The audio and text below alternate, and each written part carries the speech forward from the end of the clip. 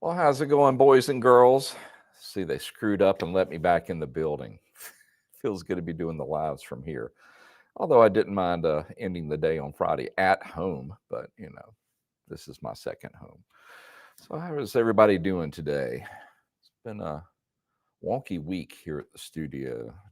Tracy and I have been busy, either mainly editing, but I did do some work on our White Z1000R.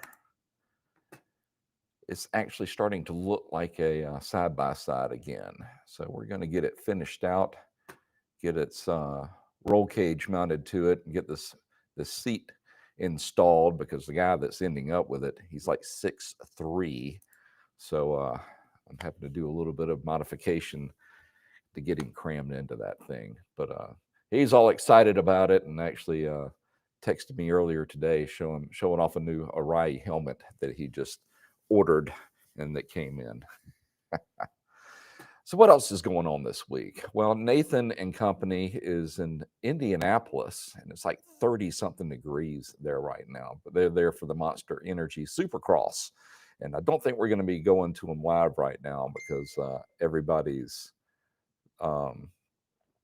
busy, to say the least. But if you're going to brave the cold and show up at the PRMX tent, it is right in front of the Coliseum as you enter it, and mention my name. Nathan will set you up with your choice of hats. Now, these are already going to give you a swag pack, but this will be in addition to it. Who knows? I may even autograph one of them and send it out to you. So track down Nathan while you're there and go check it out. And for those people that can't or aren't out there, if you want to watch the race, it is streaming on the Peacock network. So go check it out. All right, kids. Well, I'm going to answer a few questions, and then the wife and I are going to head south and do a little work on the boat. Need to replace the starter, of all things. After that, we're going to jump over to Port St. Joe and maybe look at a new vehicle to add to the Talley fleet. We'll see. Maybe I'll share with you all later if we decide to do this or not. But for right now, let's answer a few questions that got sent in during the week. And whatever y'all want to send me today, I'll give it my best shot. And if I can't pull it off, Hank will make a note of it, and I'll do whatever research needs to be done, and we'll kick off next week's live with that answer. Sound like a plan? All right, let's see what all Hank has for me, and I'm glad he's back in the saddle. Has for me this week. Applejacks 971. Does the new belt on a CVT clutch need to be washed and dried before install? I've heard yes and no. It's hard to get dependable info. I've never gone through this process, but it makes sense if there's any type of material, foreign material or production material that's still on the belt that's not going to let it fully engage and break in on the sheaves. Yeah, you should clean it, but do not use any solvents, no brake cleaner or anything like that. That would not work out well. My understanding is from the manufacturer, if you do want to clean your belt and the sheaves, you just want to use soapy water and make sure it dries all the way, and rinse thoroughly, and then make sure it dries all the way before you put her into service. So is it necessary? No. I mean, honestly, I've always just cleaned the sheaves and then let it rip. Maybe I'm missing out on something. So who knows? The next CVT I do that I'm familiar with the engine or the CVT drive system on it, I will try it and see if there's any difference. All right, y'all on Skype world, y'all need to be quiet. I'm trying to do stuff here today. Jad Walters. Hey, John, I've been seeing folks trying to lower the RPMs of Kawasaki, specifically the 1000s, by removing the primary spring on the primary clutch. Would love to hear your take on this. Well, that spring, it is forcing the sheaves to stay in a certain position at a certain RPM. And what you're basically doing is allowing the RPM to where it's fully engaged to get shifted. So you're moving it from, let's just use a round number, 7,000 RPMs down to 5,000. Is that a real number? I'm not quite sure, but for just us talking about it. So it'll be easier at that RPM to get the sheaves fully engaged because the spring is not there, and that's going to allow you to run at that higher speed at a lower RPM. Okay, that's all well and good if you're wanting to cruise. Now, if you're really wanting to optimize your acceleration, that's where the spring would need to be there. Or it's really how are you going to use your machine? I mean, if you're comfortable having it just kind of be in the lazy RPM range and not where the maximum torque is going to be for the maximum amount of drive at that particular ratio that the sheave system is in, then fine. But if you're really going to run it hard, then you would need the spring in there. Me personally, I think the better choice would go not remove the spring, but just go with the softer one to where you're not giving away all of that instant power or all that instant torque that's going to be available at that particular RPM. Makes sense? I think I did a video explaining that a little bit. So if you want to go check it out. But long story short, are you going to hurt anything? No. Is your machine going to be less responsive straight out of the hole? Yes. A stock setup is going to pull you out of the hole and run away from you. But if you're comfortable giving up that extra get up and go, then fine. If you're wanting to run it at a lower RPM and just cruise, nothing wrong with that. It's your machine. You use it how you see fit. There is no right or wrong. It's what works for you. All right, little mouse, get over here. All right, we'll be that way. New computer, still shaking the bugs out of it. Hopefully it doesn't do a reset like it did about 20 minutes ago. I was ready to take it outside and use it for target practice. I don't think the IT department would be too happy about that. All right, DJ George Castellanos, 2021 650 Ninja, only 145 miles on it. And I believe the gears are stuck together. Starts up fine, hold the clutch, pop it into first gear, and it jumps forward pretty hard and stalls out. When in neutral, it rolls back and forth just fine. Any ideas? Well, I doubt that the gears are stuck, but it sounds like your clutch is not disengaging like it's supposed to. It's pretty much just locked up. I mean, I've seen this happen on cars that sit for a long time where the clutch disc is more or less just welded to the pressure plate and the flywheel just from sitting up. But on your and it doesn't operate at that point. But on the Ninja, that's sitting in a pool of oil because it's a wet clutch setup. So I kind of doubt that's the case. I mean, could it happen that your plates they've been stuck together so long they don't want to separate? Maybe. I'm leaning more toward the clutch just not being adjusted correctly. So start with that, and if you need to open it up, maybe pry those plates, those fiber plates away from the metal plates to get things going again. That may be what happens. I've not seen that before, but I'm not saying that it couldn't happen. So first look at your adjustment, and then maybe open it up and take a look at those plates and see if they're releasing as they should be. All right, y'all need to be quiet over there. Mr. SMG ALB, hey John, I've got a 2003 Suzuki Volusia. It cranks, but when I throttle up, it dies out even in neutral. What should I check for? Well, first thing that comes to mind is the carburetor. Usually it doesn't want to idle, but yours sounds like it stopped up on the intermediate circuit inside of the carb. I'm pretty sure the 2003 was still carbureted. So I would say a carburetor clean is going to be in effect. And if I'm wrong and it is an FI machine, it might be.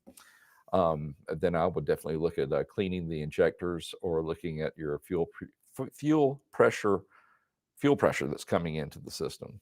Either way, this sounds like it's definitely going to be fuel related. So if it's a carb, open it up and clean it. If not, check your fuel pressure as well as, and if that looks good, maybe take a look at cleaning your injectors. And by the way, Motion Pro makes a neat little device to do that with just a can of ordinary carb cleaner. Now, I've done several videos, so go check that out. I think the last one we did was on the Polaris 900S, and it was running on one cylinder. And I went through the process to clean a carb. They're just having all kind of fun over in Skype world today. And no, I don't work alone. There's a whole group that makes all this happen. Couldn't do it without them.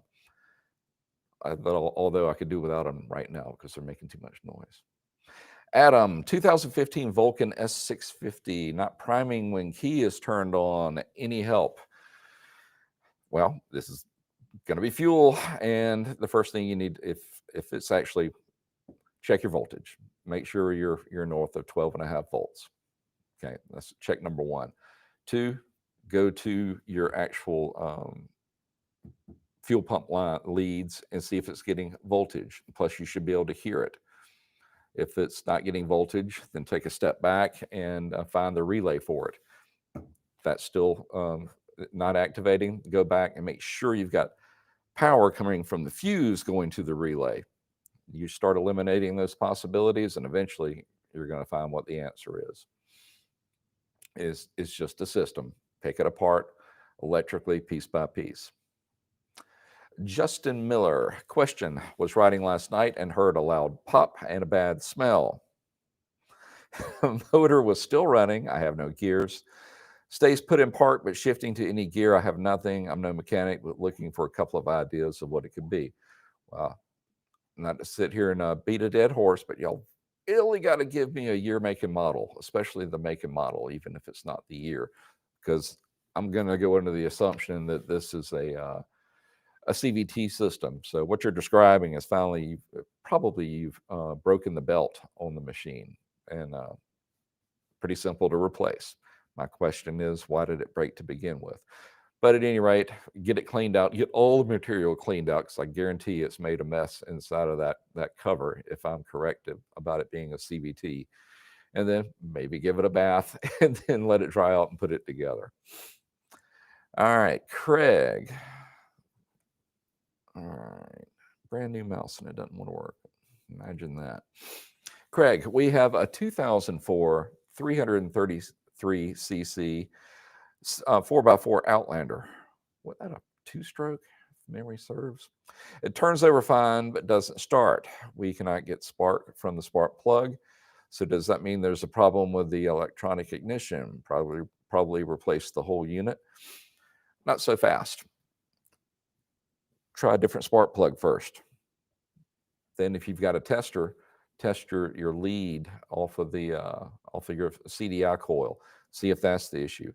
Then come back to the ignition, because usually it's that the coil itself or the spark plug.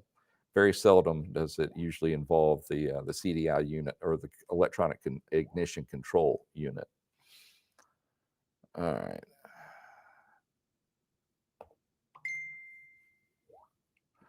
All kind of bells and whistles going off right now. All right, kids, does that catch me up for last week? Yes, I believe it does. Let's see what Hank has for me teed up, if I can find it, for whatever everybody's sending in today. Hank, you got something for me? There we are. And Hank, tell them to calm down over there for just another 14 minutes. I need to mute my. All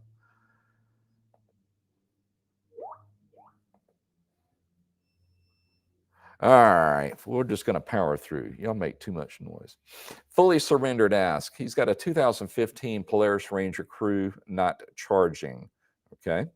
Stator test dynamic 21 volts to each leg, no shorts to ground. I replaced the voltage regulator OEM from Partzilla to no avail. Can a stator be bad even though it checks out well within the test?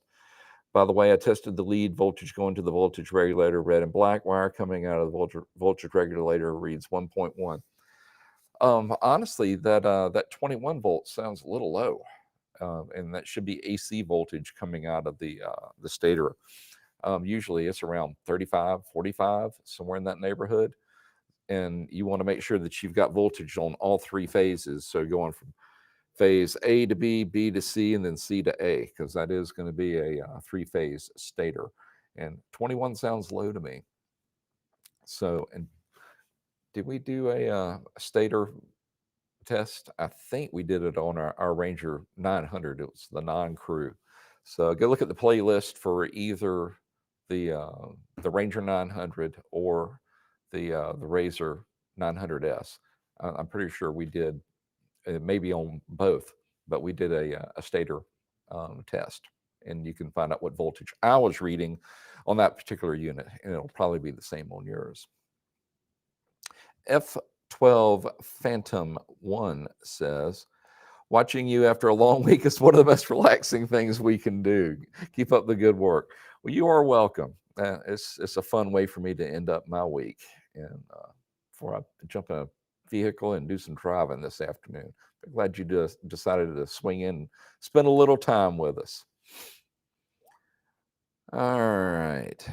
Gary Old asks, I have a 2006 Honda VTX 1800 that has the rear blinkers and brake lights changed to LED lights. I got that bike that way, and I've been having all kind of problems with the front blinkers going fast. Any ideas?